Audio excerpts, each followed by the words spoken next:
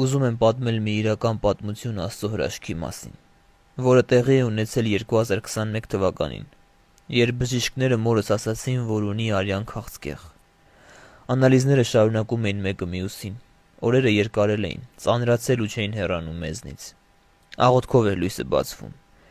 Ընկերներիցս շատերը գիտեին ու հավատացնում էին, որ Աստված ողորմած կգտնվի։ Մեր ընտանիքում իրարանցում էր, բոլորի սրտում տագնապ կար, բացի մորիցս։ Այնքան խաղաղ էր ու լուսավոր, միայն աղոթում էր ու հավատում, որ բուժվելու է։ Օրերը շարունակվում էին։ Մայրս խաղաղ էր, աղոթում էր։ Մենք լռում էինք ու աղոթում։ Այդ ժամանակ Սուրբ Հարության տոնն էր, մեծ պահքը։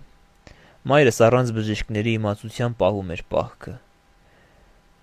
8 ամիս անց հերթական ստուգման ժամանակ, երբ մայրս հաղորդություն ստացավ եւ գնաց հիվանդանոց, հերթական անալիզի ժամանակ բժիշկը ասեց, որ քաղցկեղից հետք էլ չկա։ Դա է հավատքի ուժը, Աստծո զորության ուժը։ Մայրս այս ամենը ասում է, որ նրանք, ովքեր անցնում են այս ճանապարհով, չհանձնվեն, չկոտրվեն, հավատան Աստծո զորությանը եւ խաղաղությամբ հաղթեն։ Այս պատմությունը Աստծո փառքի ու զորության մասին է։